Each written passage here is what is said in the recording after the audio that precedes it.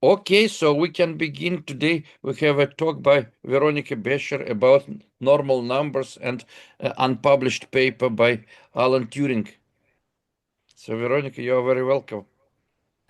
Thank you very much. I'm putting now the slides. Let's see whether I do it correctly. All right, can you see the slides or more than that? Yes. Just the slides, or you're seeing more of my screen? I think just slides. Very good, because we need that it is big. All right, this is about Alan Turing's algorithm for producing absolutely normal numbers. And it is about a manuscript that Alan Turing wrote, presumably in 1937, in the back of the celebrated paper on computable numbers with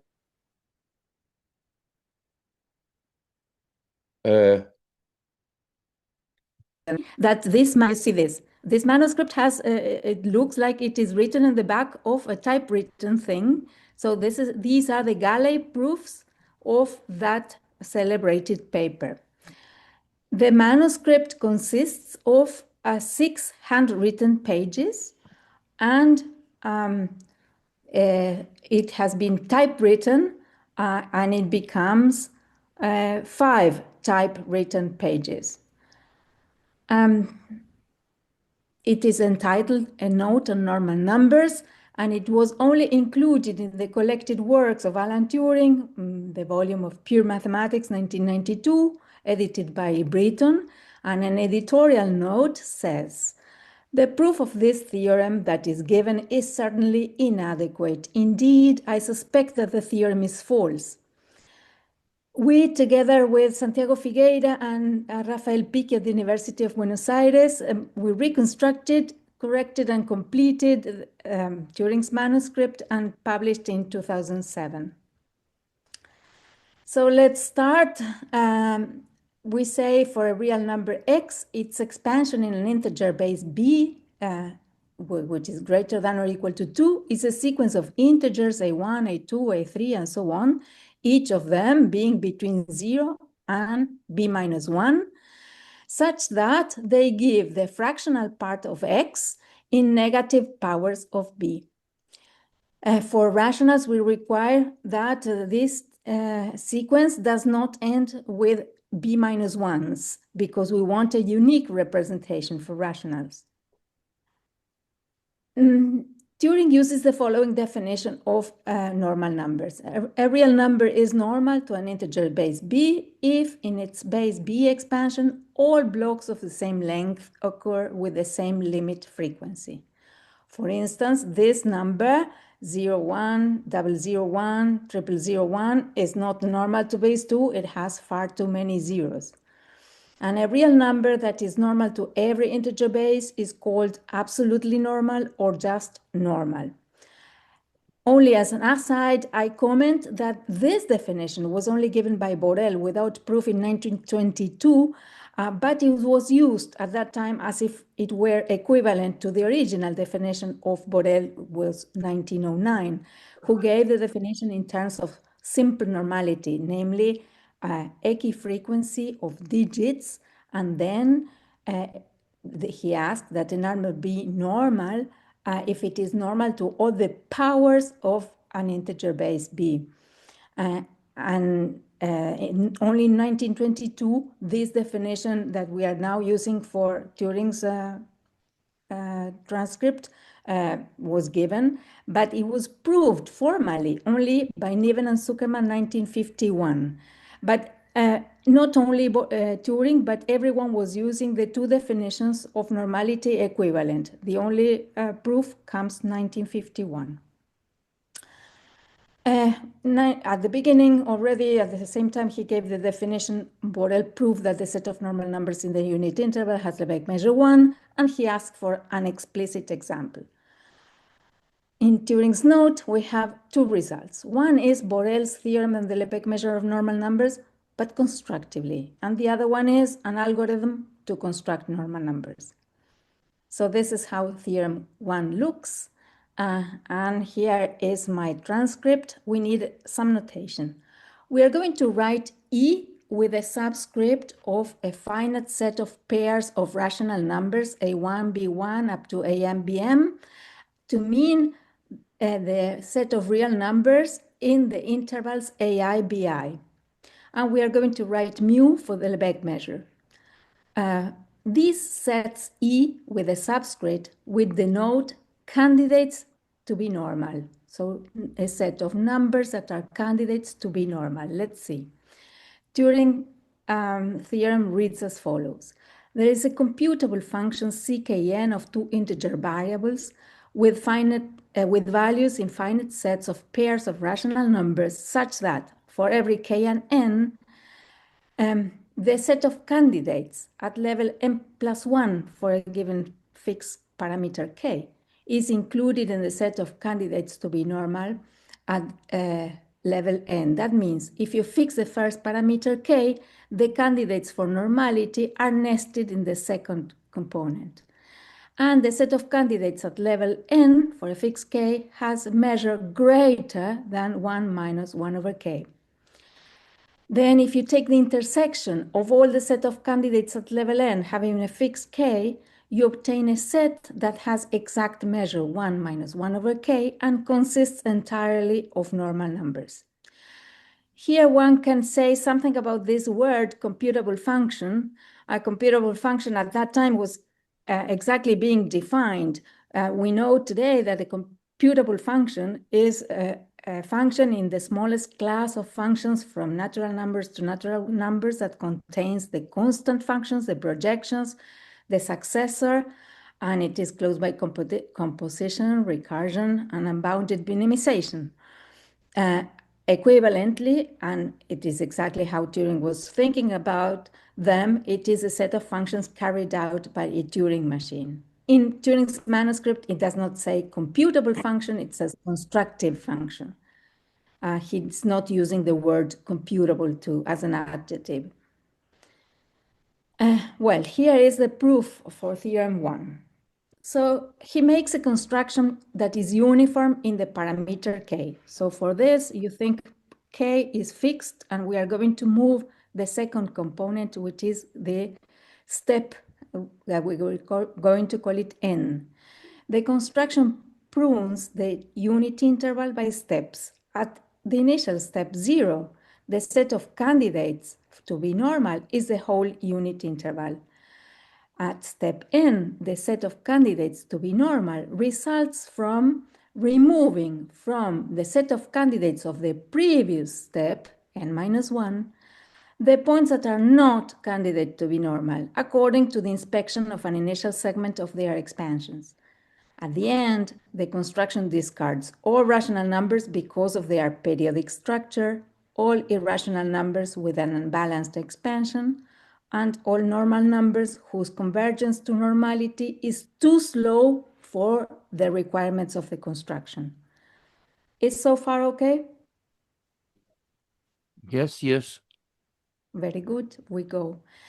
For the proof, Turing uses a well-known result that can be synthesized as there are very few bad numbers. More precisely, if we start with an integer base b greater than or equal to 2, in most sequences of digits that are sufficiently large, let's say that they have a length p sufficiently large, we take every block L sufficiently small, and it will occur approximately P over B to the L many times. Why P over B to the L? Because if the block has length L, then we know there are B to the L many blocks, and we divide the set of positions, well, all the positions, which there are P many positions, by the number of different blocks. So we say each block should occur the same number of times, hence the blocks should occur approximately P times B to the minus L many times. And the lemma that is used in the paper is a quantification of this, and it comes from extending the proof that appears in Hardy and Wright book on the Introduction to the Theory of Numbers, first edition. As I say, in Hardy and Wright's book, this lemma appears just for digits, not for blocks. And Turing uses a generalization for blocks. And it reads as follows. If we start from a given base B and a length P and a block length of L, and a particular block of that length, and we give an epsilon which is bounded conveniently, we count how many sequences of length P with exactly I many occurrences of a given block W, where I is too many or too few with respect to the expected. It says the difference between the number of occurrences we're counting minus the expected, which we said it was P times B to the minus L, is greater than a tolerance, which was epsilon times P. So we want to bound how many of these are having too few or too many occurrences of our block W. And the bound says the total number is the total number of sequences of length P, which is B to the P, times a diminishing factor, which is exponential in P. So this will go fairly small as P. It looks like an elementary version of something like large deviation. Yes, exactly. And it is the very good bound for this will come from Bernstein's inequality. Bernstein's, but this one is not so nice because it has all these factors here, and also, well, it has the epsilon square on top, but it is quite standard. Small variants of this bound appear in the literature. All right, with this, here is what we are going to do. First, we need a little bit of notation. We are going to write for a real number x, we are going to put x sub b for the expansion of x in base b, which is an infinite sequence of digits. But we are going to look at finite initial segments of that. So we are going to write this segment symbol, and we are going to say xb segment n is the sequence given by the first n digits of xb. And now for counting a block W in a given sequence, finite sequence, we are going to put the bars around the sequence. Here is y, and as a subscript W, and this gives the number of occurrences of a block W in a finite sequence y. And now let's write the definition of normality with more detail. A more formal definition will be a number x is normal to base B if we have for every block length L, all the blocks of that length L have to appear in the initial segment of our number x in base B with a frequency that in the limit goes to B to the minus L. And now if we write this limit with the usual definition, it says for all epsilons positive, for all block lengths greater than 1, for all blocks that of those lengths, there is an initial segment size, let's call it P0, such that for every position greater than P0, then we have that the difference between the frequency of W in the first P symbols of our number minus the expected frequency, which is 1 over B to the L, should be in absolute value less than epsilon. That we can write equivalently as putting the denominator on, removing it from the denominator, and we write directly that the difference between the number of occurrences of W in the initial segment of X of size P minus P over B to the L in absolute value should be less than P times epsilon. With this shape, we can now say that a number x is normal to base B if for all epsilon greater than 0, for all block lengths greater than 1. For all blocks of those lengths, there is an initial position P0 such at every position greater than that. X is not in this set that we are going to call bad. Is not a bad number for the given parameters epsilon, W, B, and P. And I wrote here in the definition of this set exactly the opposite of the condition we want, because bad, it would be not to satisfy the property we need of normality. Is this clear, the definition of bad? Oh. Cool. As for me, it is okay. So if you have no comments, we can continue. Okay. Then let's notice that this set of bad numbers is a finite union of intervals with rational endpoints, because it just consists of getting the numbers in the unit interval, write them in base B, and inspect the first P many digits of them, and test whether this condition holds. And this is just a very effective property, and it will divide, it says how many out of the B to the P many sequences satisfy the condition and how many do not. So it would be then a finite union of intervals with rational endpoints. This fact that it is a finite union of intervals is crucial in the construction, because based on this, Turing will be able to give the measure of a set of bad numbers and intersections of sets of bad numbers that still are written as a finite union of intervals, always by equality. He will be able to say the measure is exactly a given number that he can compute. And because that measure is given by equality, he can make a lot of bounds without any difficulty. Things become difficult when we have lower or upper bounds, but when you have equality, you can do subtraction and obtain very good approximation of the wanted sets. So the first idea is that Turing would like to make sets of bad numbers and sets of good numbers. Bad, we just said what it is, and good will be in the complement of the sets bad.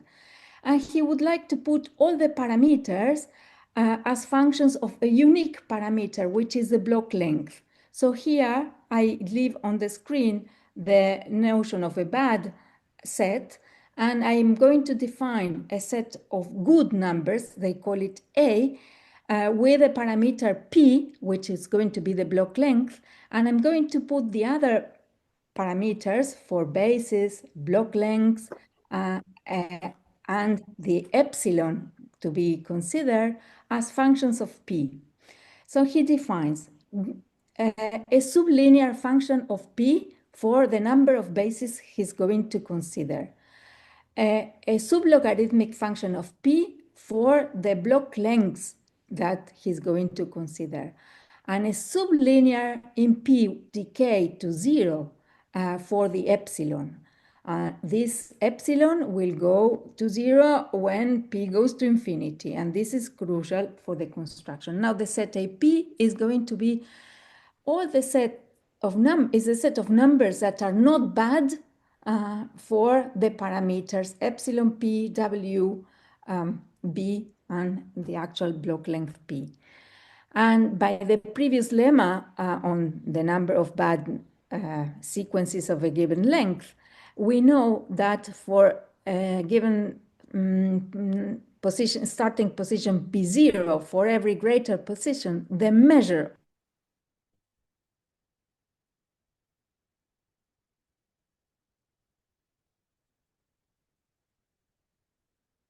of one, and this term that goes to 0. And from this set AP, he's going to define the candidates at each step n, and says, let K0 be such that A, the measure of a k0 is greater than the bound we just defined. So with that, he fixes a k0 that we'll use in the rest of the paper.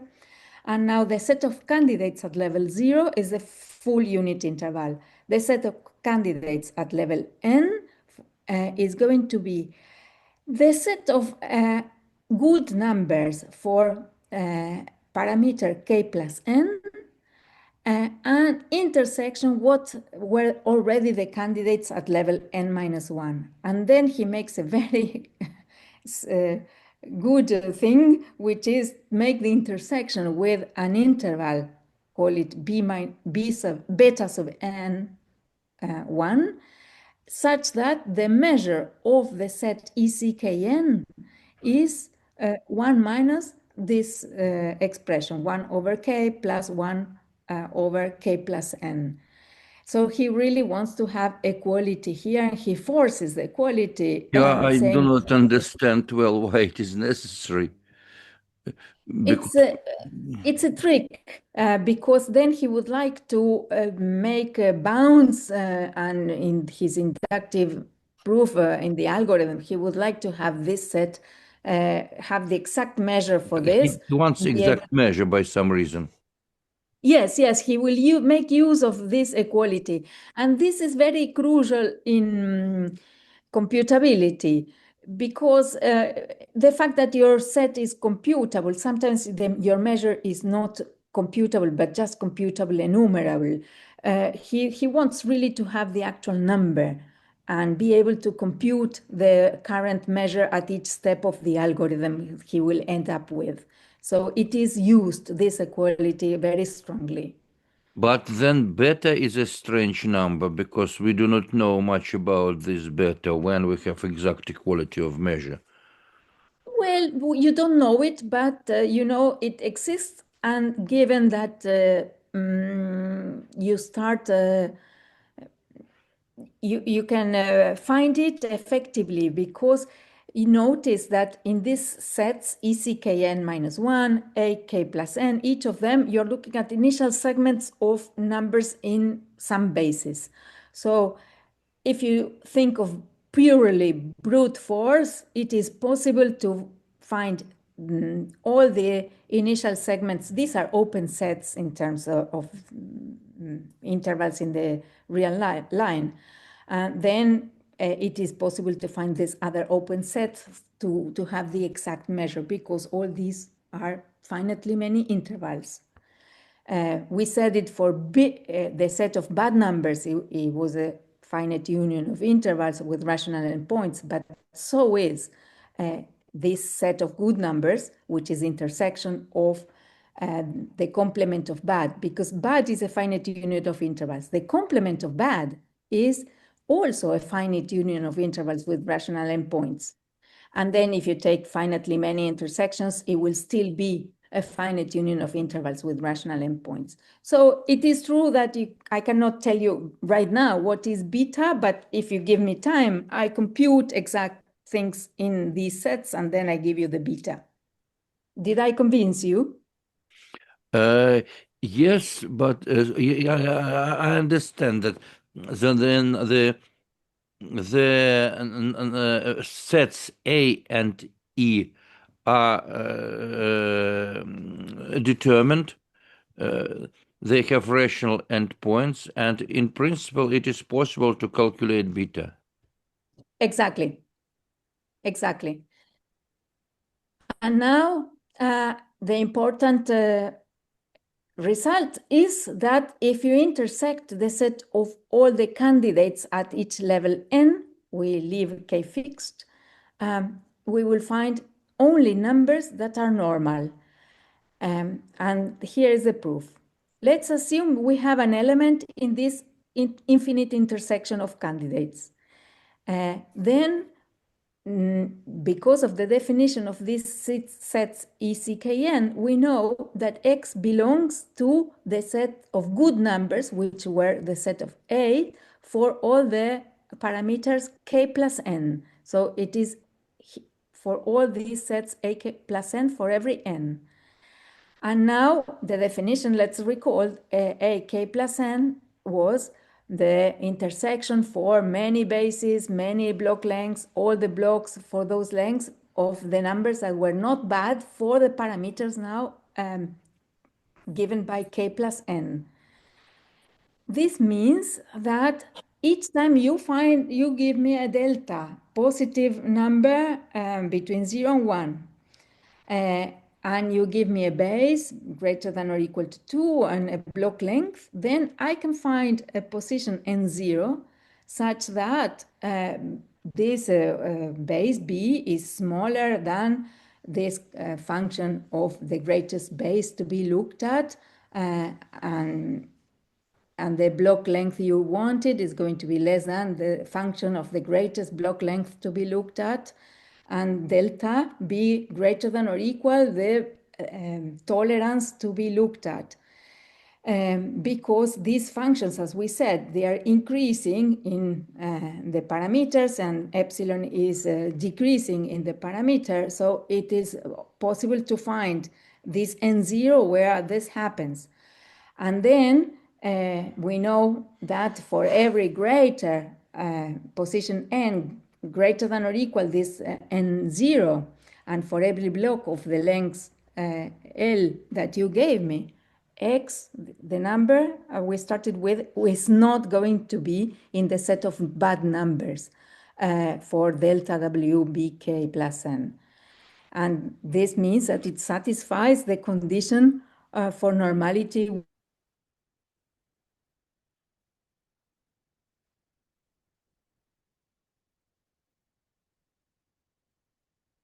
runs for position n0, but for all the positions greater than n0, and that is exactly what the definition of normality asks for. Hence, x is normal to the base b you started, you chose. And for each base you choose, we do it again. So x is normal to each base b.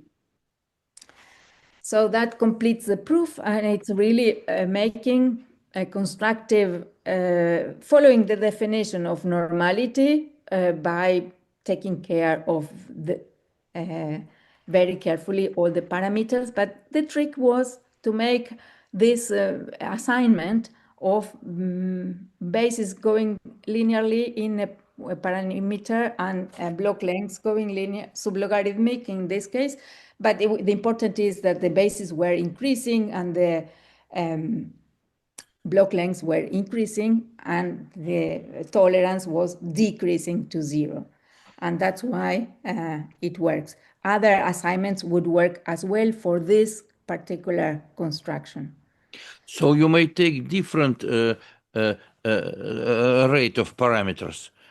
Yes, you can take different rate of parameters, but these parameters happen to be good for the measure. He wants the measure A. Here, I think I put it here. He wants the measure, I'm here. Can you see my pointer? Yes, yes. The measure of A for a given parameter P, you want it to be this large.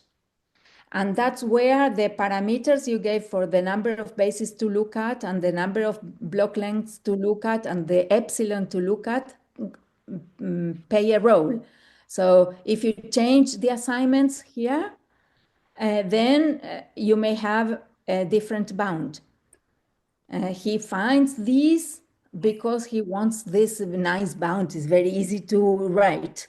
And he likes to write things that look nice on the paper. So this bound is beautiful. So he makes these other ones not so beautiful because then he will not pay attention to the assignment. He only says, with that assignment, you have that the measure of the good numbers for parameter P is this large.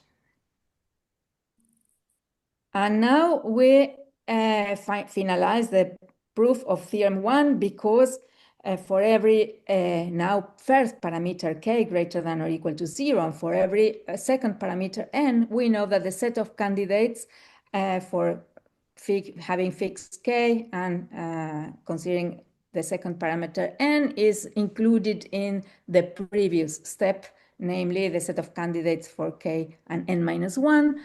as we gave the exact measure of the set of candidates at level n being 1 minus 1 over k plus something, it is certainly greater than 1 minus 1 over k, which was in the statement of theorem 1, and that the intersection for all the levels n having k fixed is exactly 1 minus 1 over k, which is the limit of the measures of this sets ECKN. And we already showed that it consists, this set of the full intersection for all the candidates at every level consists entirely of normal numbers. Hence, the proof of theorem 1 is complete. With this set of candidates, he goes into the proof of theorem 2. Or can you show once more the formulation of yes, one? Theorem 1. Formulation of theorem 1 is this. That he could find how to make the set, this computable function CKN is the one that tells the rational endpoints of the set of candidates, which is by inspecting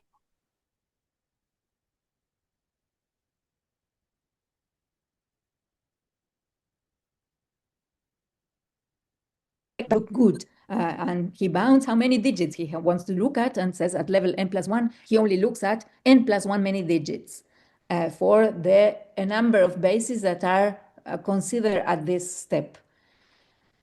And the formulation says then nestedness in the second component of the candidates measure greater than 1 minus 1 over k. And the full intersection is exact measure 1 minus 1 over k and consists entirely of normal numbers. The interest of the first parameter is that if you want to have a larger set of normal numbers, you just increase k. So you will have a set of normal numbers as large as you want. But increasing k changes the construction a little. Yes, it does, exactly, because, and let's go to the next slide that we already saw, but this is how it changes.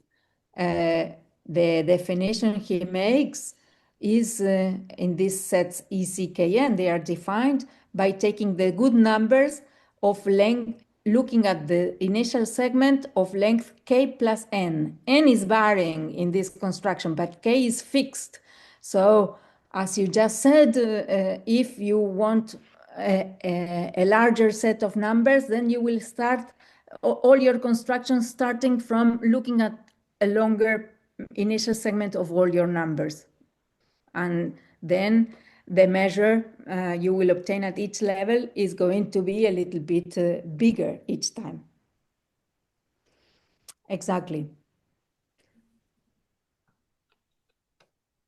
So with this proof, he goes into this theorem 2, and this is how it looks, the typewritten I version. have a stupid question, but I don't know whom I can ask it.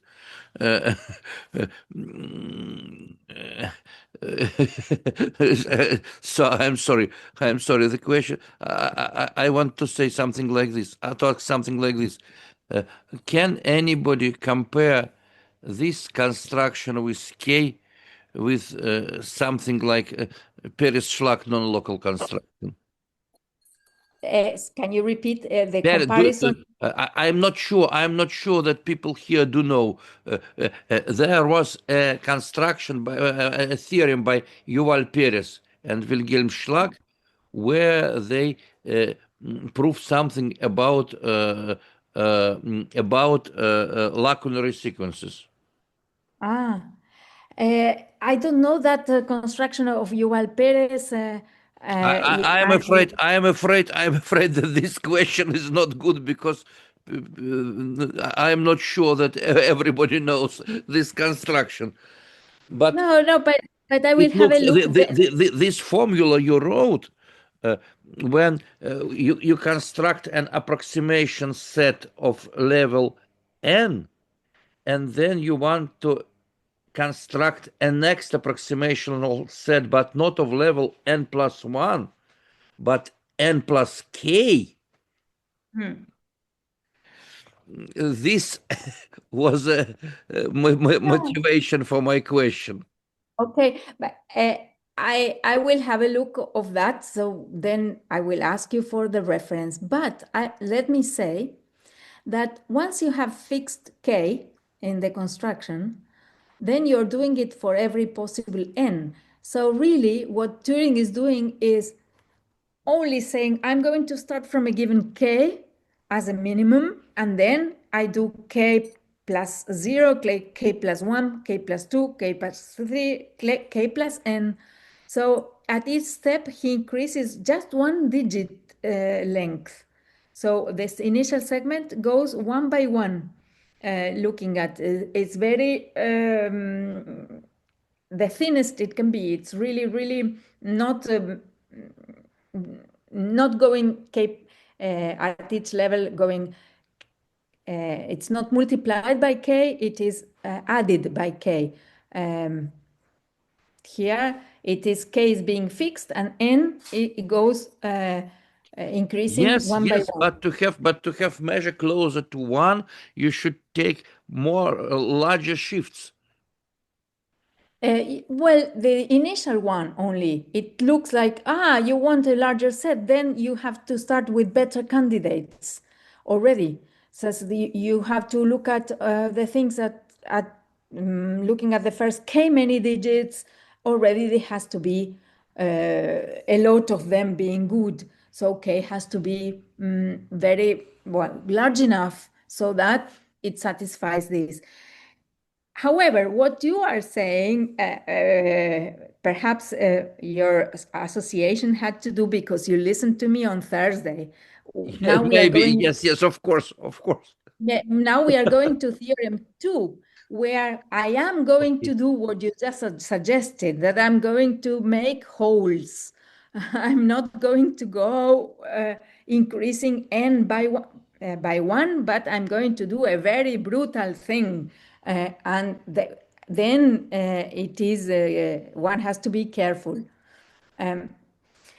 So we could try to read Turing's thing, but I prefer to read the transcript. It has a little bit more words, but I think it is easier now for us to read this.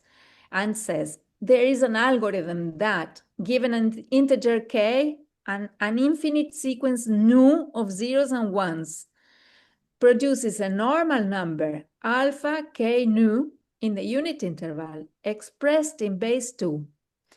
In order to write down the first digits of alpha k nu, the algorithm requires at most the first n digits of nu. And for a fixed k, these numbers alpha k nu form a set of measure at least 1 minus 2 over k. There are many things to say. First, Turing does not say algorithm, but says a construction. But really, it is an algorithm in nowadays terms. Then the sequence nu of zeros and ones, he also says in the paper, and I'm going to repeat it here, it can be anything you like. In particular, it can be all zeros. Hence, you can ignore it for the construction and you still obtain something that is normal. It's not mandatory to make use of the this that he calls it an oracle. It's not mandatory, you can ignore it. If you have an oracle and you pay attention to the oracle, then you will obtain from this algorithm this amount of outputs in terms of measure. It says, this algorithm is so fabulous that you vary the way you do the selection at each step according to some magic thing that it is telling you what to pick. Then you so Oracle needs to have a larger set. Yes, instead of computing just one instance, it says, you want another instance. Well, you can vary the second argument. What shall you put there? Put whatever you want. It does not matter. All the oracles will work. How many of things, different things you are going to many different outputs. The set of normal numbers that can be constructed by this algorithm has measure 1 minus 2 over k. And again, as it happened in the previous theorem, this number will be approaching to 1 as k goes to infinity. So you want more numbers. Well, increase the initial value k you start with. Then during the construction, k it is fixed. So you start as a parameter for how you compute things at the very beginning, and then you fix it. It's not moved. Then why we say that with this algorithm, we come up with a computable normal number? Well, first we need the definition of what is a computable number. And this was exactly in the back of the paper he was writing, all this. So it was exactly the definition of what a computable real number is. And I'm going to say it in several ways. And I put it here very small. You may know already, I hope I'm not boring you. A real number x is computable if there is a computable function, and I mentioned before what a computable function is. A computable function is a function that it contains the constant functions, it contains the projections, it contains a successor, and it belongs to belongs to a class which is closed by recursion, composition, and unbounded minimization. So it is very clear what a computable function from n to n is. Or another way to say it is a function that can be carried out by a Turing machine, namely a programming language that you can use and make a program for f.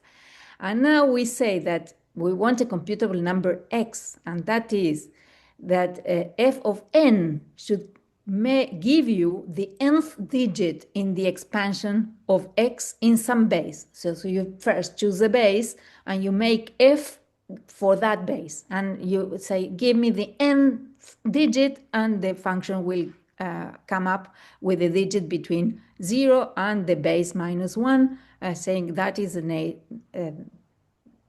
nth digit. Another definition equivalent is that a real number is computable if there is a Turing machine, hence an algorithm, that outputs all of its digits one after the other.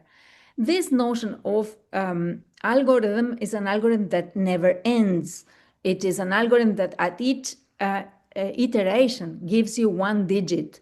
And this is the actual very first notion that Turing defines as an algorithm. For him, the algorithms were what today we are familiar with, algorithms that we run in internet, or we expect internet not to stop. It is you really use the computer without thinking it's going to end. It has to be an infinite computation that at each iteration reacts, gives you one digit. And this is the very first definition of computability. There are some other definitions of what a computable number is, but I think with these two we are fine. And because his algorithm, precisely what it does is at each step it gives you one digit, the nth digit of his construction, we say that this is the very first result giving a computable normal number. And we say that it was not clear that such a thing existed because Borel proved that the set of normal numbers has Lebesgue measure 1 in the unit interval. And the set of computable numbers is just an enumerable set. There was no reason for such a set of Lebesgue measure 1 having to have an non-empty intersection with a computable set, which are the set of computable numbers. It could be that they were all non-computable because computable numbers are so few. And this is why this finding of Turing is quite relevant. He proved that the intersection of the normal numbers intersection a very peculiar countable set is non-empty. All right, we go to the proof. The proof of Turing's theorem too. But it is not possible that all the numbers he construct are computable because of cardinality. Exactly. So if you want a non-computable number, you will have to use a non-computable input. Nu. If I have a computable nu, so for instance, all zeros. Yes, you obtain computable. And he says, what you just say, he would be pleased to listen to you saying so, because he makes a note for that. If you start with nu being computable, the thing you obtain is surely computable, because you could have included exactly the information that nu gives you. You could have put it into the algorithm itself. Is it that clear? Do you agree? Yes. Yes. So here is how the construction works. It works by steps. We start with a unit interval. So what we are going to do is we are going to define a sequence of intervals which are dyadic. Each time we are going to pick the left or the right hand side of our current dyadic interval as follows. We start with the unit interval, call it I sub 0. So I sub 0 is equal to 0, 1. At each step n, we divide the current interval in minus 1 in two halves. I call it I sub n supra 0 and I sub n supra 1. And the algorithm chooses the half that includes normal numbers in large enough measure. What do I mean by this? I do the intersection of the set of candidates at level n, intersection I sub n supra 0. I take the measure and I ask whether it is bigger than a threshold. I have to give you the threshold, but conceptually there is a threshold in the algorithm, and it says, is it bigger? And on the other half, I ask the same question. I do the intersection of the set of candidates at level n, do the intersection with the right-hand side of the interval I started with, and I take the measure, and I also ask the same question. Is it bigger than the threshold? There are three possibilities, or four. Both are bigger than the threshold. Only one of them is bigger than the threshold, and none of them is bigger than the threshold. The important thing, and we are going to prove it, is there's always one half that is bigger than the threshold. And sometimes the two halves are bigger than the threshold. In that case, if both halves are bigger than the threshold, use the current bit of the oracle to decide which of them. And he will prove that this will happen infinitely often. This is the use of the oracle. Then the output is the trace of the left-right selection at each step, because we are entering into going into the left half or the right half of a dyadic interval, which will become as choosing the next digit of alpha being 0 or 1. Do you have questions on this conceptual part? I think now it's clear. So this is how the algorithm looks. And as you can see here, it uses the sets E, C, K, N. This may be very small, but this is a K and this is an N. And these are the dyadic intervals he's looking at. However, we had to reconstruct because his proof had a problem in inductive parts, so it could not follow exactly as it was, but the ideas were very clear what he wanted to do. And this was our form of solution.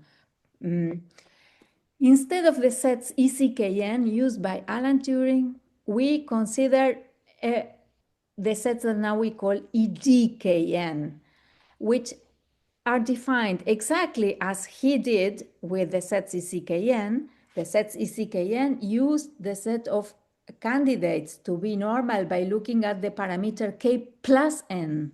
But now we are going to look at this other parameter, K times an exponential value of N, very, very large in N.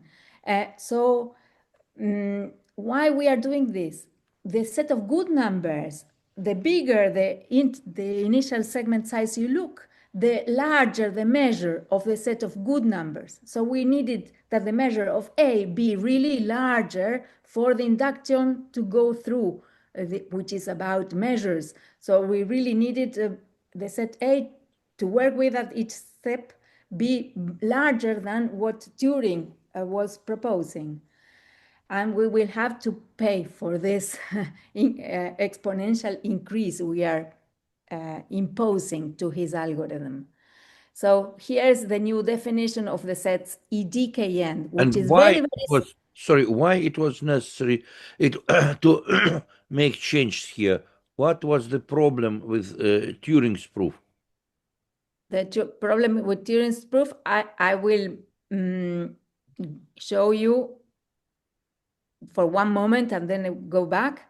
There is an induction that you really want to show that the measure of the current interval IN with the set of candidates is bigger than the threshold. And this he could not prove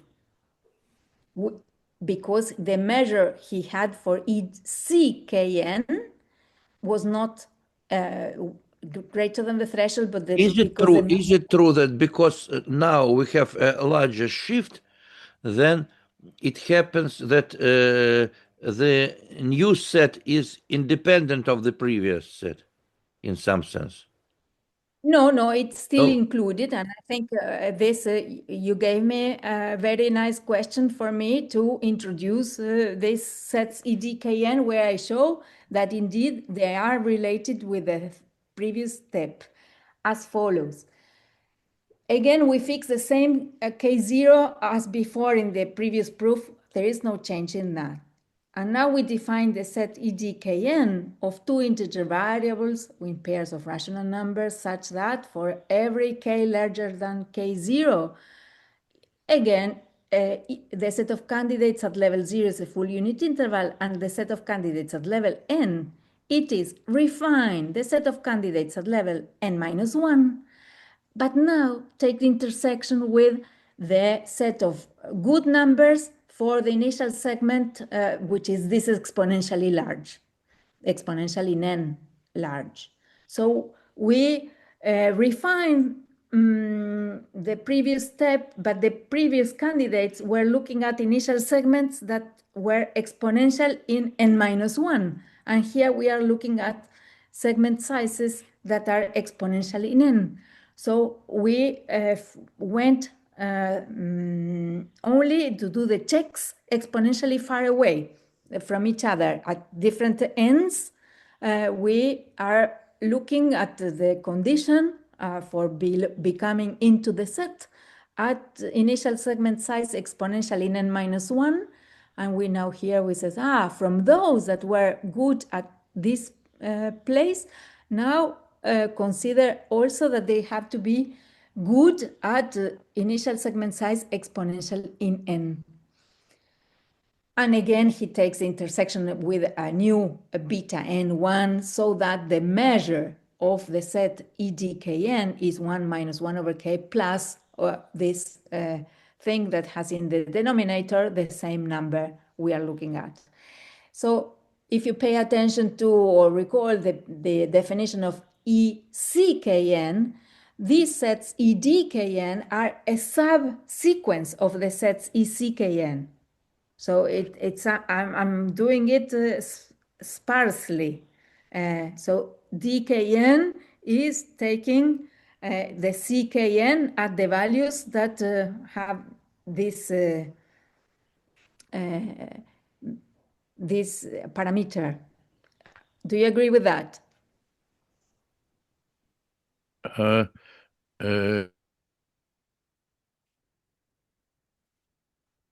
Maybe that is.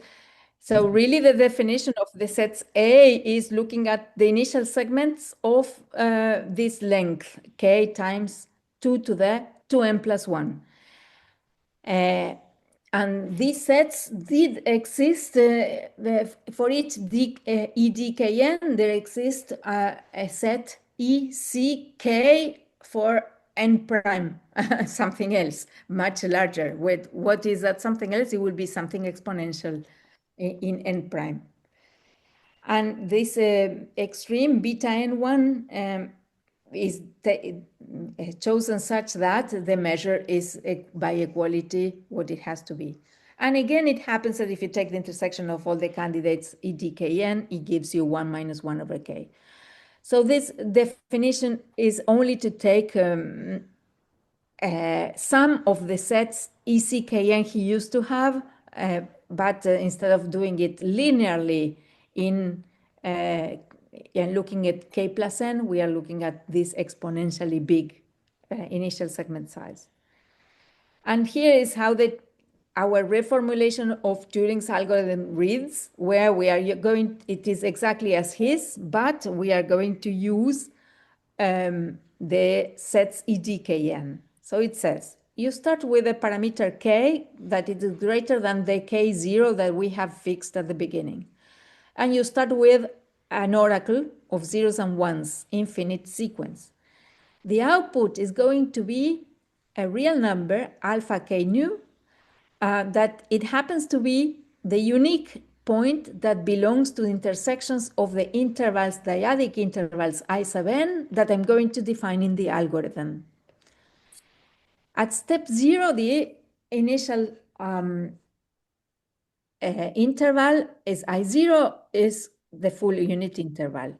At step n, we divide the current interval I sub n minus 1 in two halves. And the name of the two halves, I put the subindex n because we are step n. But it will be either my final decision will be a 0 or whether my final decision will be a 1. That's why the names are, I divide in minus 1 in two halves. The partition left-hand side is called in supra 0 and right-hand side is called in supra 1. And now I take the intersection of the set of candidates at level n with n supra 0, and also I take the intersection of the set of candidates at level n with n supra 1. I take the measure of the two intersections and I ask whether it is greater than a threshold. This threshold, it is something that makes what you really want is that this is always positive.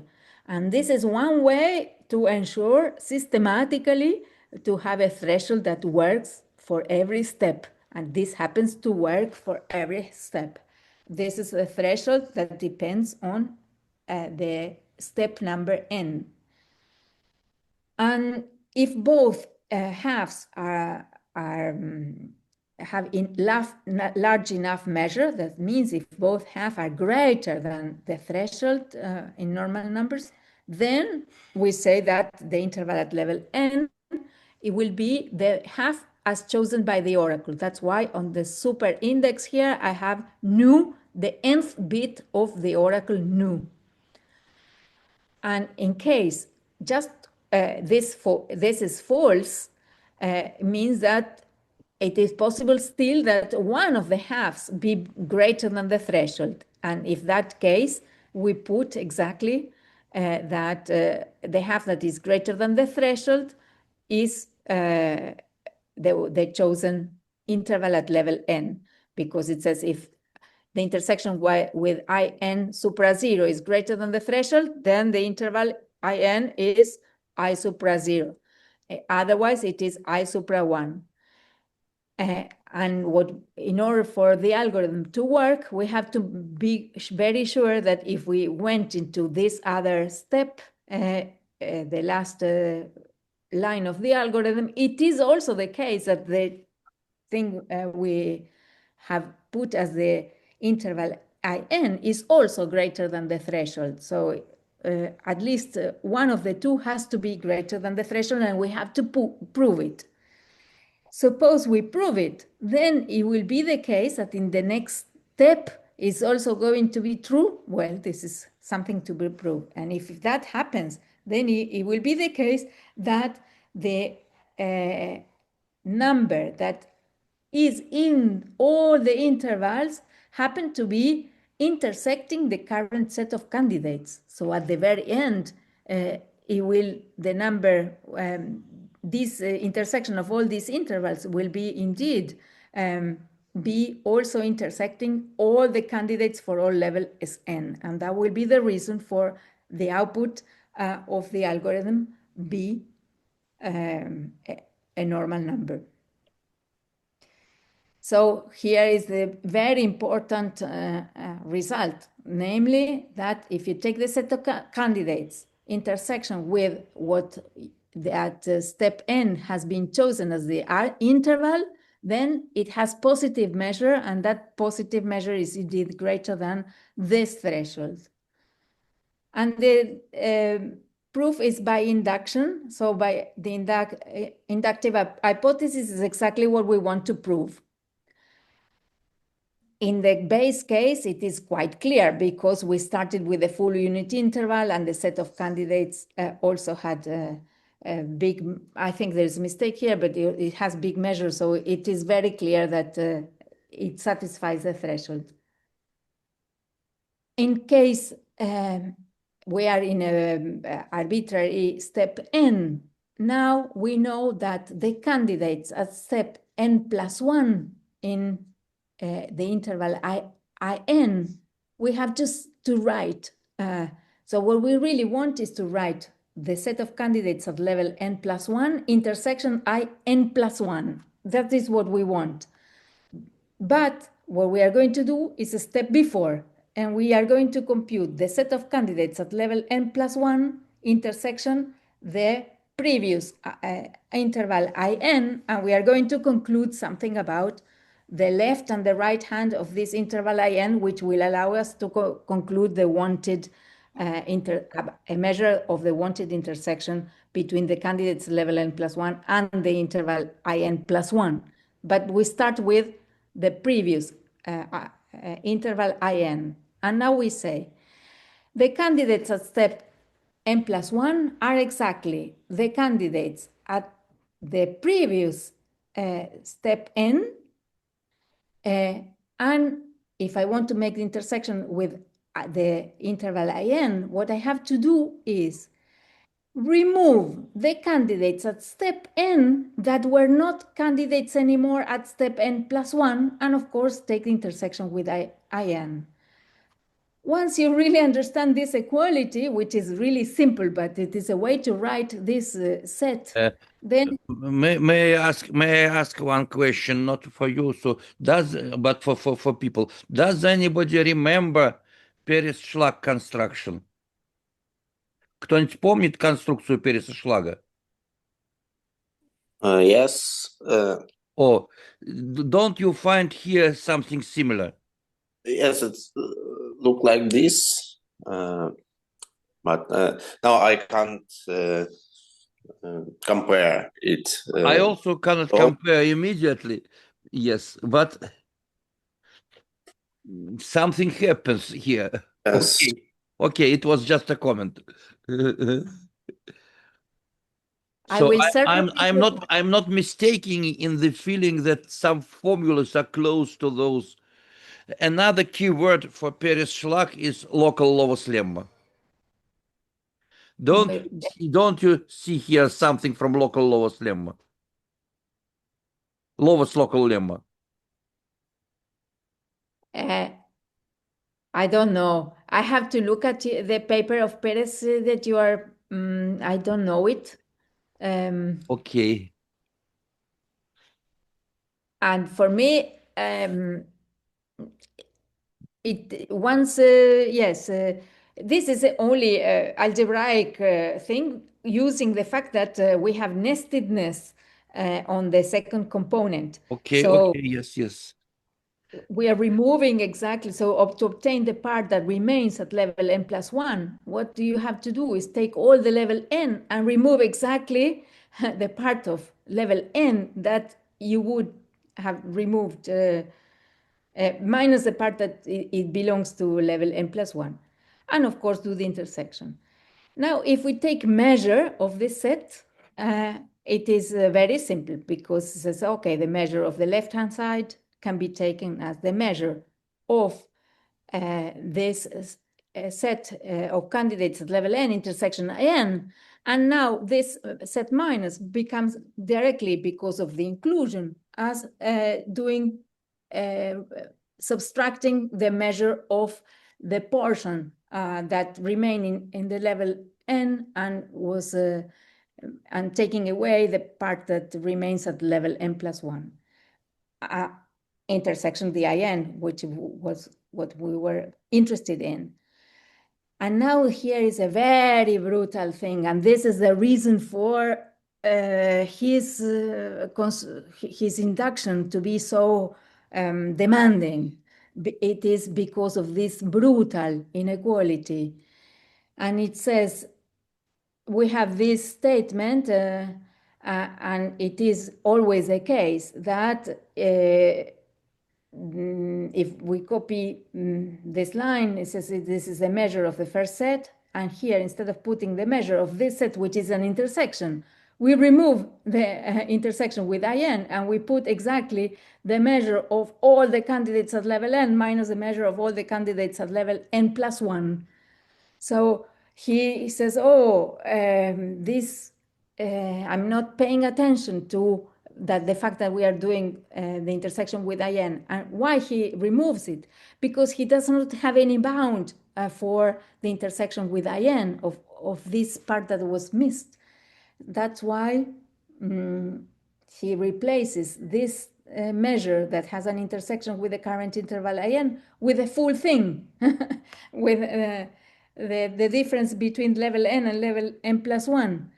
And he made the effort of having the measures of this candidate set by equality. You asked me, Nikolai, why he wanted equality. Here, it's very convenient because you have the measure of this set EDKN by equality, and you have the measure of this set EDKN plus 1 by equality. And now the measure of the difference between them is also by equality. One is inside another. Why one is inside another one? They are nested on the second component. Yes, they're nested. Yes. And this is where this fact that the measure of EDKN for each n is given by equality. Then since one is inside the other, very good. He can give the exact value of this term. And by the inductive hypothesis, he can give a lower bound of the first term. And that's why I obtain the formula here. It says, so wait a moment. So the bound, the induct, so for the first term, you have lower bound by induction. Exactly, here. Yes, and the second term is smaller. Oh, it's very interesting. Well, this was our reconstruction. This is your reconstruction. It is not written in Turing. No, in Turing, he makes a mistake. Okay. Turing makes a mistake just here. But here in our reconstruction, if you use EDKN, then you can do. But if you have used ECKN, which is a smaller set, then you don't obtain this thing that you really need, which is to make the inductive, to prove that, in fact, this measure is large enough. That was exactly where we had to do something. And this was our solution. So let's make sure that we understand what happened.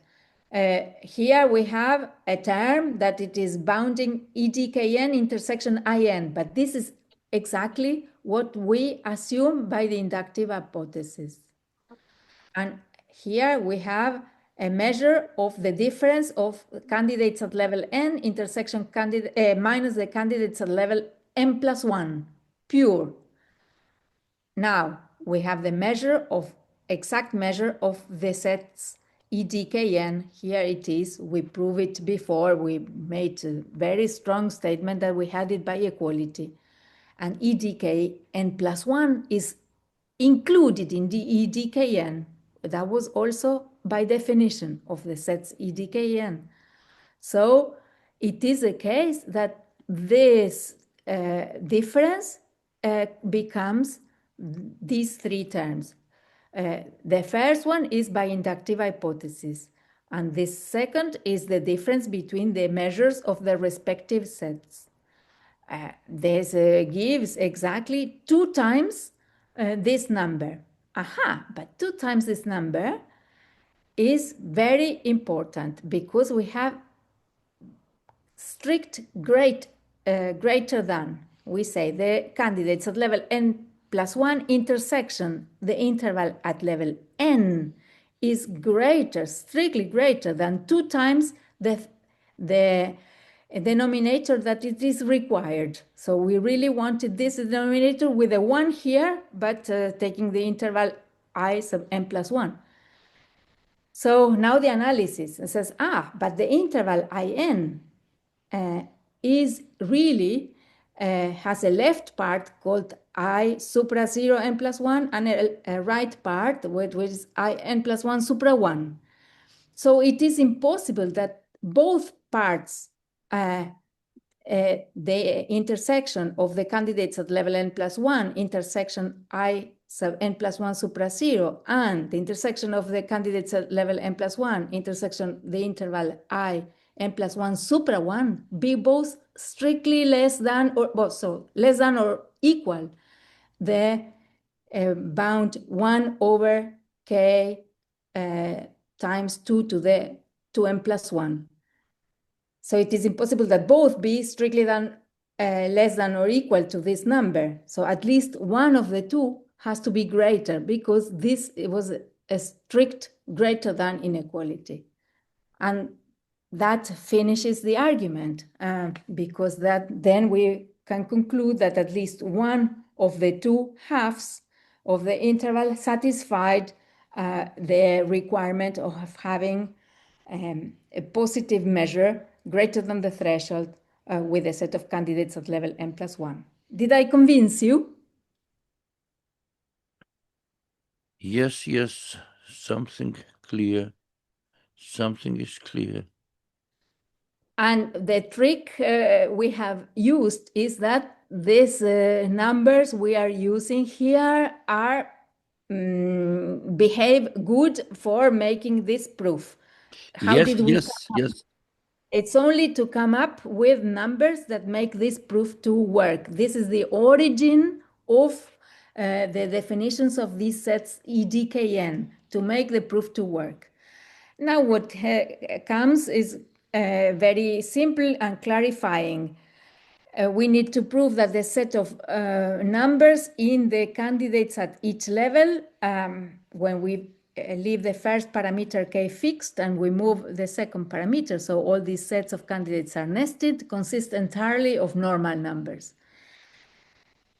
But we will need to use Piasecki-Shapiro theorem that gives us a seemingly simpler definition of normality, but we know it is equivalent, but it is seemingly simpler because it tells the following. It says a real x is normal to an integer base b greater than or equal to 2 exactly when there is a constant c such that for infinitely many lengths L and for all the blocks of that length L, the lim sup of the frequency of a block W in the initial positions P is strictly less than the constant times the expected frequency. The definition of normality, instead of a lim sup, uses a lim, and instead of a inequality, uses equality. So this looks much more convenient. And this is exactly what we need in our case, because by replacing, instead of lim, having lim sup, will allow us not to have the frequency for all the possible initial segments, but only at some initial segments that we know will be, for which we will bound the frequency by this something like a constant that times the expected value, as follows. So we need to prove that the set of numbers in the sets of candidates EDKN consists entirely of normal numbers. Now I'm going to rename this magic number that we had to use in the definitions of the sets EDKN by P sub n. This is to be more comfortable and use a name. And now we can write the set EDKN, this is rewriting what we know, as a set of good candidates for this magic number P sub n. Intersection the candidates at level n-1, intersection an interval that it was convenient to have measured by equality. And this set of candidates, good candidate or good numbers, we call it A with parameter Pn, are the set of numbers that are not bad for the parameters initial segment size Pn and the base and the epsilon given as functions of Pn. Now we say that a number x belongs to the intersections of all these candidate sets EDKN by varying n. If x belongs there, it means that for every variable n or number n greater than or equal to 0, we will have that the initial segment size of length p sub n, which p sub n is exponential in n, will have a number of occurrences of the block W divided by this number p sub n, which is the frequency of W, minus the expected frequency being bounded in absolute value by the tolerance epsilon p sub n. This looks very good, almost the definition of normality, but not, because we have here this exponential value p sub n. And for having normality, we will need it for all positions p, not just for the positions p sub n, which are exponentially far apart. And that is why we need Piatetsky-Shapiro. Here is how we use. Suppose again you have your number that x that belongs to the intersections of all the candidate sets EDKN, and take capital M, an arbitrary position of your choice. Then I look for the subindex n such that your chosen value m, position m, is between p sub n and p sub n plus 1. So these are two exponential values, and I sandwich m, your chosen m, between the two exponential values. Now I observe that because p sub n had an exponential definition, if I do the quotient between p sub n plus 1 divided by p sub n, I obtain number 4, and I'm going to use this.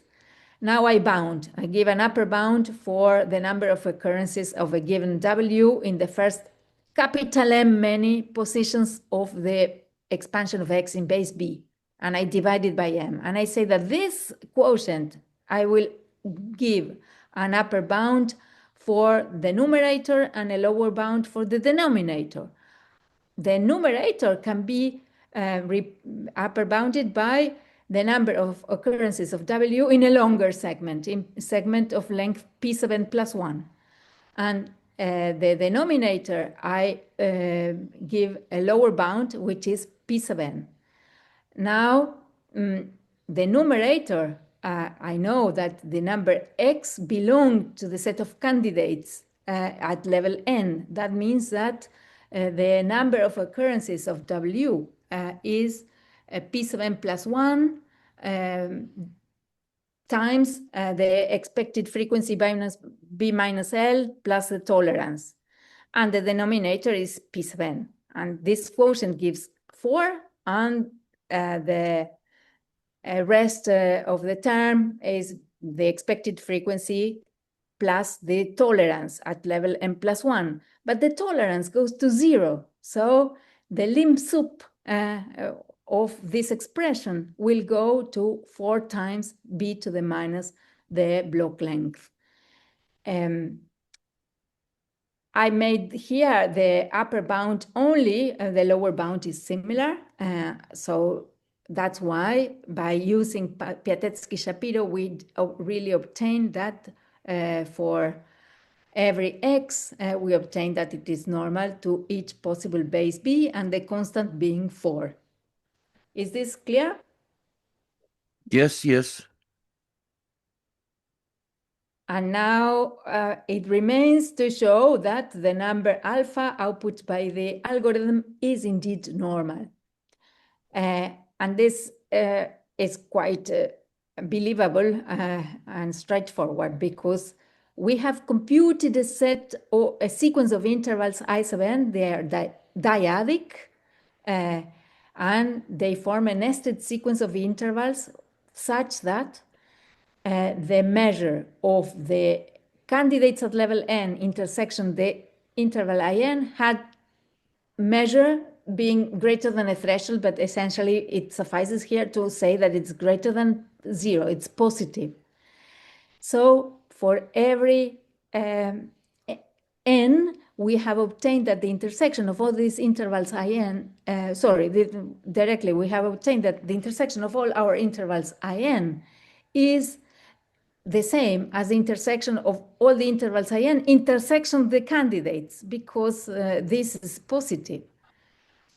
Since we already showed that the intersection of all the candidates for having k fixed and all the barring all the n's consists just of normal numbers, then of course the intersection of all the I sub n's intersection the candidates are also has to contain a unique real number alpha that is normal, and that is the number output by the algorithm.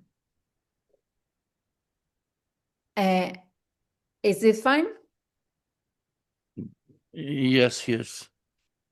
So the trick was really to shrink the intervals I sub n until we reach a point. That means at each step, we are adding one digit in the binary expansion of the output alpha. And now the magic thing is that the set of real numbers produced by the algorithm by varying the oracle is so large. It has measure 1 minus 2 over k. And for this, we have to reason of what parts are discarded, considered not chosen by the algorithm at each step. Let's start.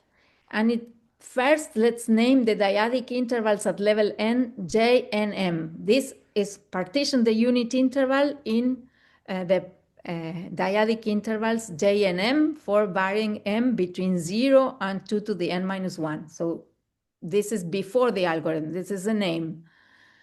And now we are going to inductively define the set mkn consistent of all the possible intervals j and m, as we allow the first n digits of the oracle to run through all possibilities. That is, having deleted those intervals that would be discarded by the algorithms up to step n minus 1. So we are interested in putting into this set mkn everything that could be a possible interval to be used in the algorithm as opposed to be discarded. The formal definition says we are going to define it in terms of the two parameters, k and n. K, we are thinking it as fixed. And now we say for mk0 is a full unit interval, mkn is going to be the union of all the dyadic intervals at level n, such that this interval j and m was included in what was possible already in the previous level, because if it was not in the previous level, step n minus 1, then it will not be used in the step n. It has to belong to the previous set of possible things. And also, it has to happen that the set of candidates at level n intersection this set interval j and m had measure greater than the threshold. We insisted a lot. The algorithm, the only thing it does is takes the intersection of the candidate sets with the current piece of the interval and asks, is it greater than the threshold? In case yes, okay, continues. Otherwise, it discards.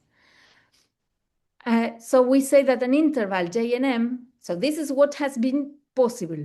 Now let's put the attention on what is impossible. An interval J and M is discarded at level n if it was possible at level n minus 1, but it is not possible anymore at level n because it fails now to satisfy the threshold at level n.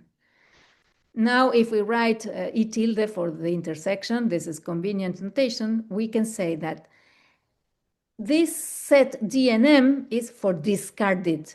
It is, I'm interested to see what it would be in the set of all the intersection of the candidates, this is a set E tilde, and make the intersection with the dyadic interval J and M, and say, and I'm interested in saying those J and M's such that they belong to the possible as intervals at level n minus 1, and they do not belong to the possible intervals at level n. That's why I make the intersection with this set. These are the things that became impossible. Now it is very clear that the measure of this interval or set is not an interval, clear is a union of finitely many intervals. The measure has to be smaller than 1 minus k times 2 to the 2 to the n, because it's 1 over the threshold, because it has been discarded. So since it has been discarded by the algorithm, it's because it does not satisfy the threshold. So each set, this set, it becomes, has to have measure smaller than the threshold. Now, for this proof, what we have to look at is the measure of the set of all the candidates to be normal at every step, which is E tilde, intersection, all the possible intervals at every step, the set M, which was the possible. This is what we want. Instead of computing directly this measure, we compute this other measure. So I don't use the intersection of all the possible mkn, but just take one of it.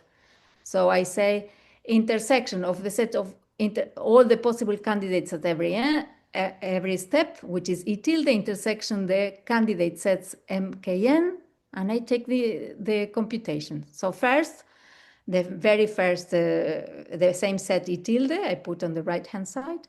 And instead of putting the set mkn of the possible, I will rewrite it as follows, which is very nice. The set of possible things at level n is the set of possible intervals at level n minus 1 minus what has been discarded at level n, which we just gave the definition of what has been discarded. Now I have equality here, but I can do another rewriting and say, instead of writing the set mkn minus 1, I can write the set mkn minus 2 and remove not only what has been discarded at level n, which is here, but also what has been discarded at level n minus 1. And I continue with this reasoning, and I can write the set of all the numbers are candidates at every level, which is E tilde, intersection, the very first set of possible things, which was just the unit interval, minus what has been discarded at every step. That's why I run J between 1 and n. And this, for the measures, we already have these measures, all many of these measures, we have it by equality, but we have the measure of what has been discarded by an inequality. So this, we gave an upper bound of this discarded set. That means that since it is in the minus, we end up having a computation of this, which give me an upper bound of the wanted set intersection of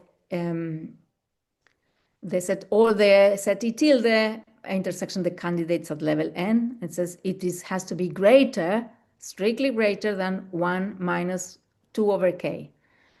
And this is for one set of possible things, the set of possible intervals at level n. If I want to take the intersection of all the possible things at every level, this measure is going to be, of course, greater than or equal just taking the intersection of only one of them. And that's why I replace this strict inequality by a greater than or equal 1 minus 2 over k.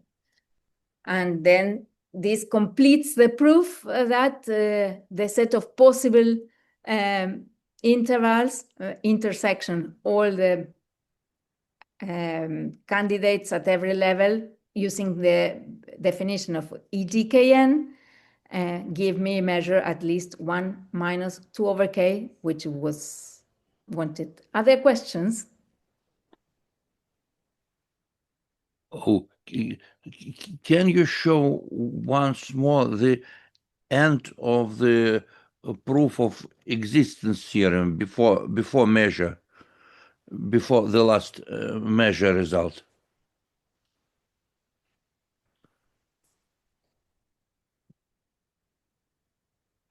Namely, that the existence means that this one. It says that the measure of the set of it is an invariant of the algorithm that the candidates intersection, the current dyadic interval that it is looked at step n has large enough measure. And this was relevant because the algorithm says, I want left or right part of this, the one that has large enough measure. And one has to prove that it is true, that this is going to be satisfied at every step.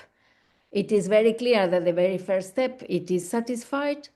And then each time you pick left or right, you may go into an interval that will not have candidates anymore. But this shows that each time you pick an interval that has a large enough measure at level n, then at level n plus 1 will also have large enough measure.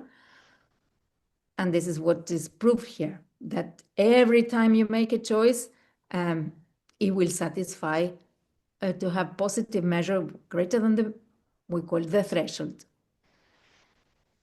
If this is existence proof you said, or yes.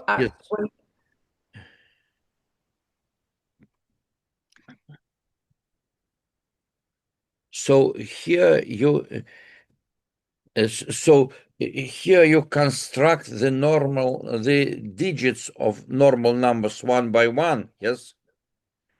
Exactly. And exactly. And in order to give you the nth digit, or which is the nth digit is given, suppose in in fact is the chosen one because it does have measure greater than the threshold, then the algorithm goes into the interval I sub n, which has length 2 to the minus n. That means that we are choosing the nth digit of the alpha.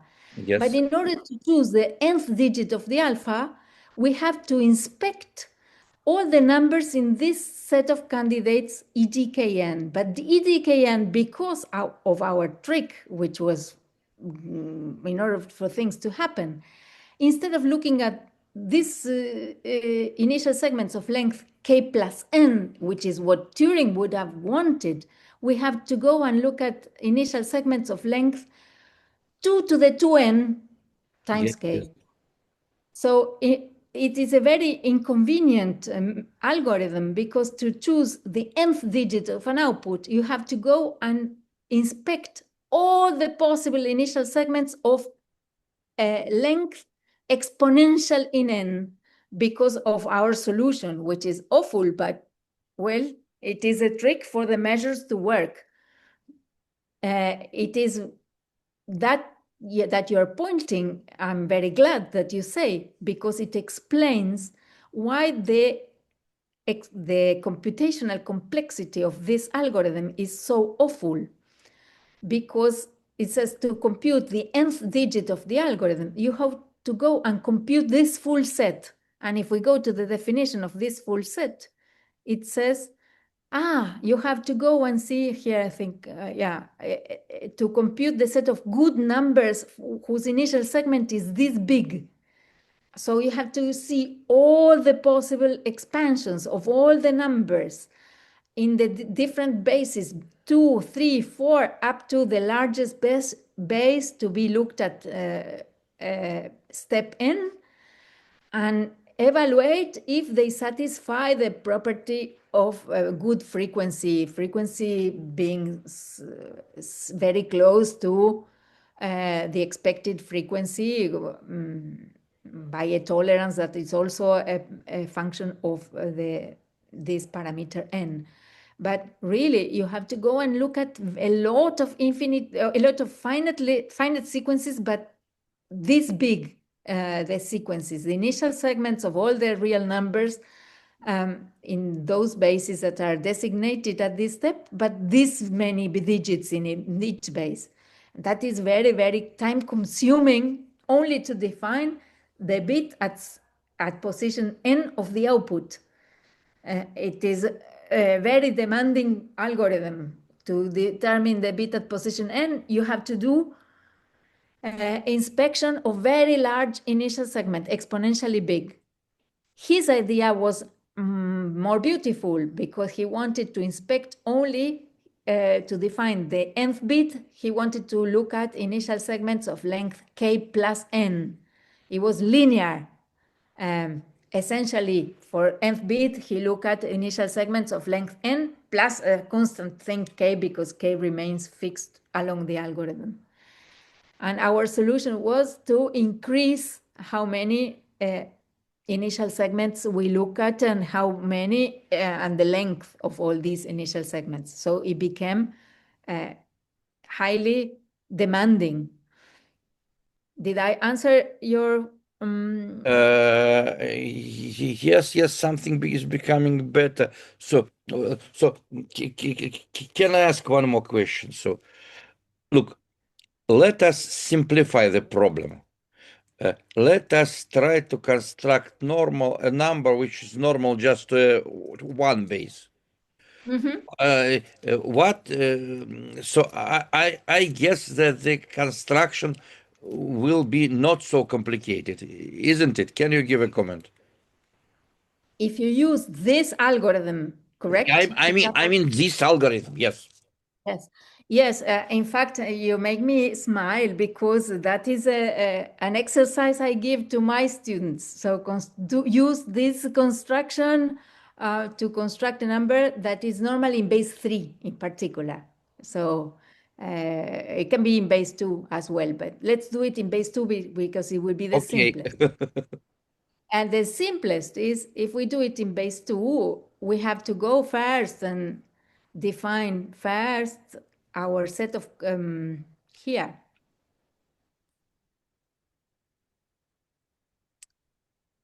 We are not interested in all the possible bases. We fix base 2 here, but still we will have to vary. Epsilon should go to 0, and the block lengths should also vary. So the simplification you are proposing is not a lot. Because you still have to vary all the possible blocks, and the blocks are exponential in the block length. So we have to use all the possible block lengths. So what you are simplifying is that you want me to remove this intersection at the beginning. And that's you also need to analyze, to construct the nth digits. You also need to analyze digits far away. Exactly. If you use this algorithm, of course, we have plenty of other very nice things that can be done after we understand this algorithm, improvements, and I will mention in 2 or 3 minutes some very good things that happened after this algorithm. But if we do not consider all bases, just one base, it means that along all the definitions, this intersection you have for all the bases between 2 and BP, you will remove. But then you still have all these other. What are you going to improve? Maybe you can change a little bit the parameters so that you can go a little bit faster on the lengths, and instead of being sublogarithmic, you do logarithmic, and still maintain the same bounds. But you don't gain a lot. Not. Another question is different. Is what if you still want a number that is normal to all the possible bases, as in Turing, but you want to express it in base 3? That's another thing. And for that, we go to the algorithm. If we want to express it in base 3, what we have to do is, instead of taking dyadic intervals, we can take triadic intervals. So we divide the unit interval in 3 halves, and then we ask which of the three parts, equal size. And then we should ask which of the 3 parts have large enough measure. And then the part that has large enough measure is chosen. Maybe you also use the oracle, but now the oracle, it will be convenient to have an oracle that is given in the base you are interested in. So it will say choose the left, the middle, or the right part of that. You will obtain that the output can be expressed in base 3, because you have used the algorithm, and maybe you have to change the threshold, but I think the same threshold actually works. But it could be that one has to change the threshold for the induction to work. Because in our proof, we ended up here with a 2. And then if we go into base 3, you want to obtain greater than 3. But it will be a very similar algorithm to express the output in the base you want, because it will be just to pick the output to be the trace of the selection at each step. Is there any other comment? So any other comments or questions?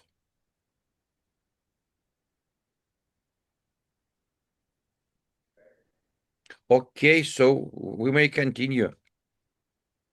Okay, the things that remain are not very deep, are more comments on what has happened after. Turing's first page of the handwritten manuscript has not been typewritten, and it has his own appraisal of his work. I enjoyed very much reading his first page, and essentially this is what we can extract. No example, he says that he writes this manuscript because no example of a normal number has ever been given.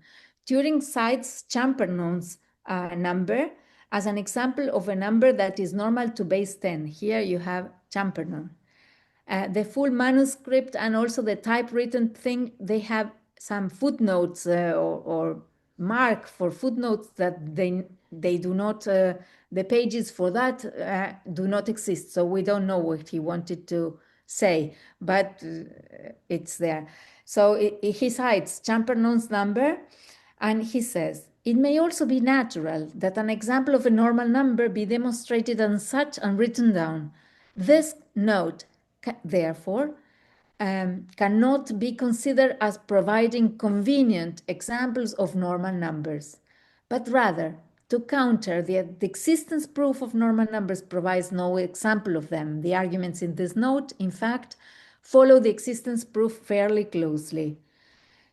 And with this comment he makes, I think he was completely aware of the algorithm's computational complexity. Yeah, he might have wanted to give an example of what the output was, and he could not, because it's really exponential. Even in his version that had that difficulty in the induction, but even if you take his solution, it is exponential in n.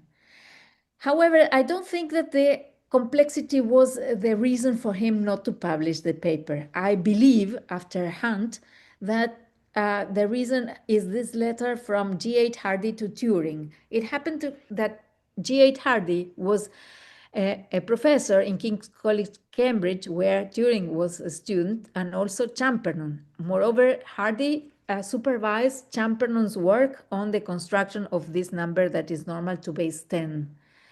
And the letter from Hardy is dated June 1st. It does not say the year. And it says, "Dear Turing, I have just come across your letter of March 28, which I seem to have put aside for reflection and forgotten. I have a vague recollection that Borel says in one of his books that Lebesgue had shown him a construction. Try," and he gives a reference. "Also, I seem to remember vaguely that when Champernon was doing his stuff, I had a hand, but could not find nothing satisfactory anywhere.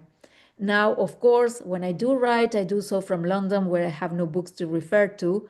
But if I put it off till my return, I may forget again. Sorry to be so unsatisfactory, but my feeling is that Lebesgue made a proof which never got published. Yours, sincerely, G.H. Hardy." Well, from this note, we realize that G.H. Hardy forgot to answer to Turing. He put it aside, and finally he answers without being very precise.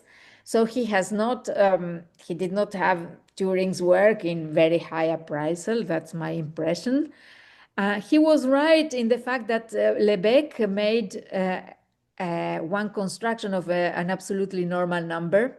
Moreover, Lebesgue did it in 1909 and published it in 1917, together with the paper of Sierpinski, who also gives a construction of an absolutely normal number. They appear in the both, one after the other, in the same journal.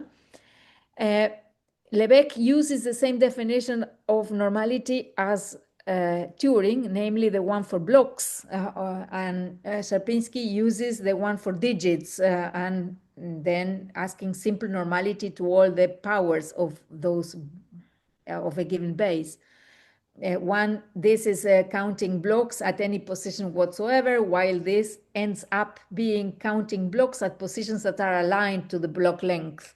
And the two definitions, as I said, they were shown to be equivalent, but that happened in 1951. However, apparently since the very beginning, the definition of normality seemed to be equivalent. People believe that, and that's where. But G.H. Hardy says that Lebesgue made a construction, but really both Lebesgue and Sierpinski both make constructions independently, but they are non-finitary based constructions.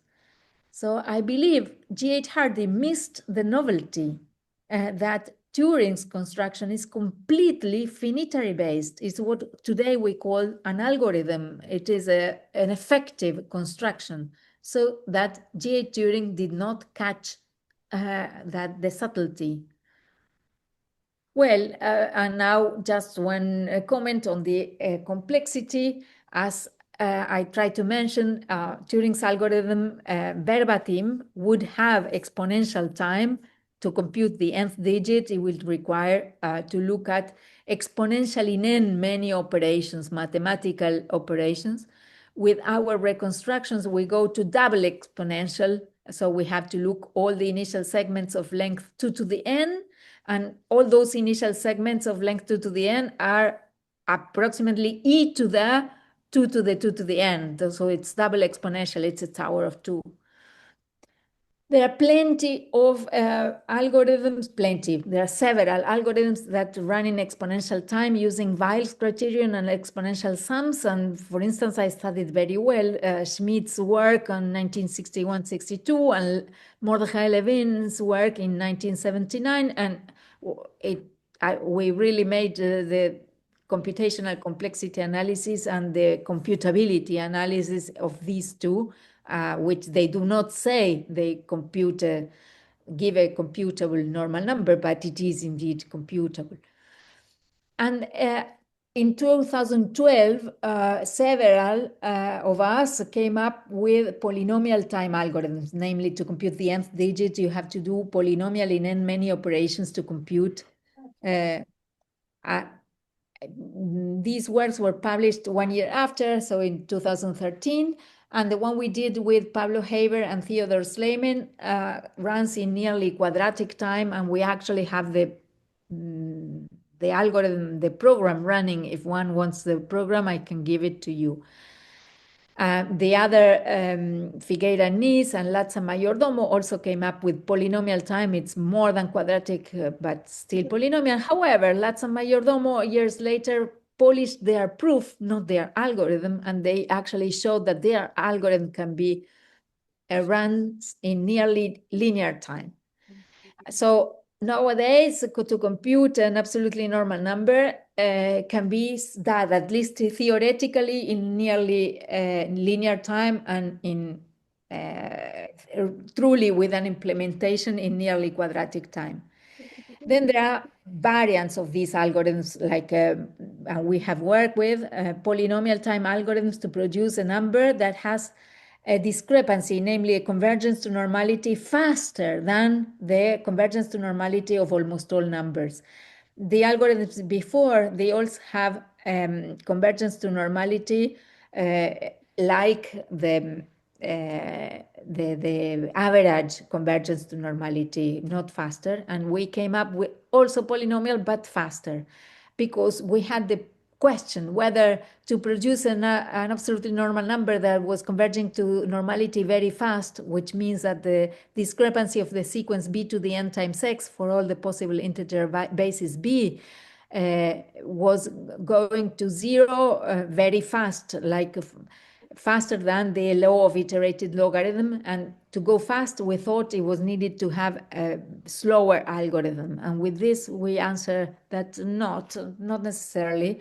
Maybe there are numbers that go fast to normal and still have polynomial time construction.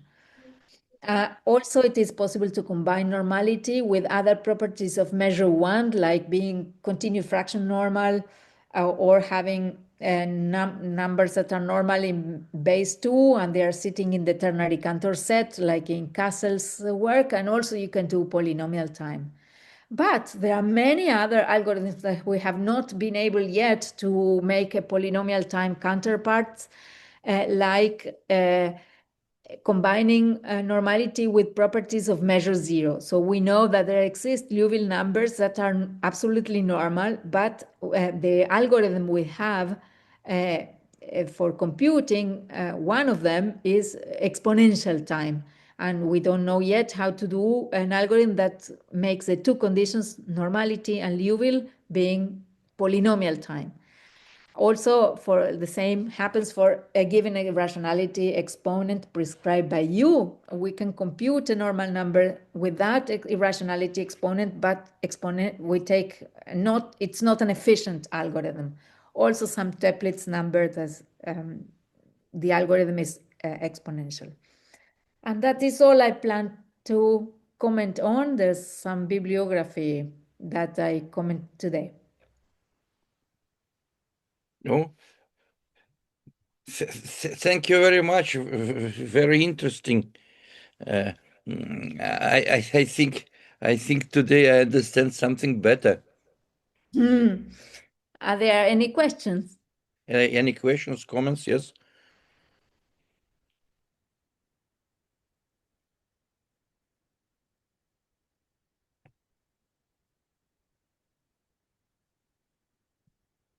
Okay, I think there were several questions during the talk, so now we can relax a little bit. So thank you very much.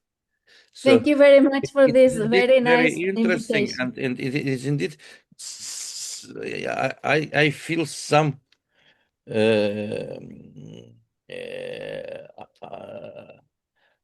analogies with some recent works. So we may discuss it in future. Okay, so now I think I will stop the recording. Okay, I will send you an email for the reference for Perez that you mentioned. Yes, And I want. I don't know what is the interest of studying old things for you, but for me it was the start of saying, oh, what is known? What is it known about this?